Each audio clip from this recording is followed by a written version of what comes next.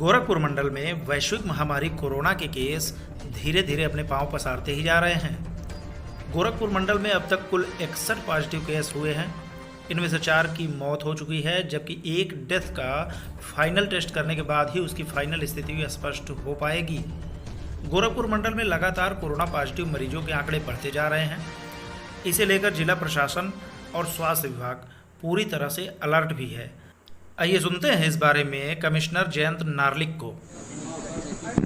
देखिए, अभी जो मंडल की स्थिति है उसमें हमारे चारों जनपदों में 60 से ज़्यादा पॉजिटिव केस आ गए हैं। जो लेटेस्ट हमारे पास इनपुट है उसमें 61 पॉजिटिव केस हैं और इन 61 पॉजिटिव केसेस में हमारी टोटल जो है डेथ जो अभी तक हुई है वो 4 कंफर्म डेथ हैं और एक डेथ का हम फाइनल टेस्ट कर रहे हैं। उसी के बाद हम कह पाएंगे कि एग्जैक्टली क्या स्थिति है। हमने लगभग 2000 बेड अब कमिश्नरी में रेडी कर लिए हैं। हमने अपनी बेड की जो क्षमता है उसको बढ़ा दिया है और आशा करते हैं कि जो भी संसाधन हमें चाहिए होंगे, चाहे वो मानवीय हों, चाहे चिकित्सीय हों, हेल्थ इंफ्रास्ट्रक्चर से रिलेटेड हैं, वो हम सभी पूरी तरह से तैयार हैं और आशा करते हैं कि हम इस संक्रमण से बचाव कर पाएंगे जनसंख्या को। जैसा कि आपको विदित है कि ये जो भी संक्रमण हुआ है पिछले 96 घंटे में 4 से 5 दिन में, वो बाहर से आए हुए माइग्रेंट्स से ज़्यादातर रिपोर्ट हुआ है। और आपके माध्यम से मैं निवेदन करना चाहूँगा कि जो लोग हैं स्पेशली रूरल एरियाज़ में जहाँ से ये केस आए हैं, वहाँ पर हम लोगों ने सीलिंग की कार्रवाई चारों जनपदों में की है और हम आशा करते हैं कि लोग अपने घर के अंदर रहेंगे, सिर्फ आवश्यक सेवाओं के लिए बाहर निकलेंगे। ये बहुत ज़्यादा ज़रूरी है कि अगले 3 वीक हम नियंत्रण, संयम और बाहर अननेसेसरी मूवमेंट ना करें। जो आवश्यक सेवाएं हैं, वस्तुएं हैं, उनके लिए हमने ऑलरेडी डीएम्स को निर्देशित किया हुआ है, वो दुकानें खोली गई हैं। लेकिन ये आप भी समझते हैं कि ये समय ऐसा है जिसमें हमें पूर्वांचल में स्पेशली इन 4 जनपदों में बहुत ज़्यादा निगरानी करने की आवश्यकता है, बहुत ज़्यादा रिस्ट्रेन करने की आवश्यकता है।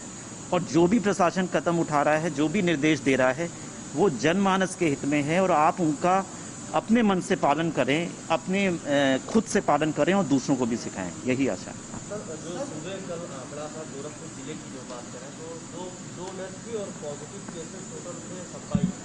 लेकिन जब शाम में तीसरी डेथ होती है तो वो बाद में पता चलता है कि वो पॉजिटिव जो 27 है उसमें काउंट नहीं है। तो क्या मतलब ऐसे भी लोग आए हैं मिल जा रहे हैं? देखिए, इसमें 27 डेटा नहीं रहा है, वो टोटल डेटा रहा होगा। हम क्रमशः जो डिस्चार्ज की नीति है, जो अब 12 दिन बाद अथवा यदि 3 दिन एसिम्प्टोमेटिक रहता है, जो भी उसमें लेटर डेट होती है उससे हम काउंट करते हैं।